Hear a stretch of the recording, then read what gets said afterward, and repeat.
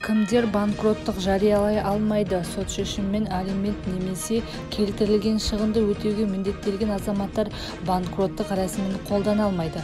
Бұл туралы Қаржы министрлігі Мемлекеттік кірістер комитеті төрағасының орынбасары Қайрат Миятов мәлімдеді деп хабарлайды Спутник Қазақстан тілшісі. Ол жеке тұлғалардың банкроттығы туралы заң жобасы бойынша қарызы кешірілмейтін бірнеше категория бар екенін атап өтті.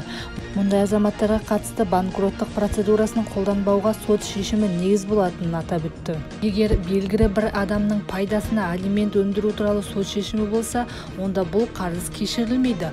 Бұдан бөлек адамның өміріне немесе денсаулығына келтірілген залалды өтеу туралы сот шешімі бар. Мысалы, біреу жол апатынан зардап шегіп, сот шешімі шықса, кінәлі адам келтірілген шығынды өтеуге міндетті. Қылмыстық істер бойынша шығарылған сот шешімі негізінде өтеуге жататын шығындар да бар. Мәселен, жеке тұлғаға немесе мемлекетке келтірілген шығын. Міне осы санаттағы істер бойынша банкроттық қарастырылмаған, яғни берешек кешірілмейді деп түсіндірді Миятов орталық коммуникациялар қызметінде өткен баспасөз мәслихатында. Атап өтсек, заң жобасы бойынша банкроттық рәсімінің 3 процедурасы көзделген. Соттан тыс банкроттық, сот арқылы банкроттық және төлем қабілеттілігін қалпына келтіру.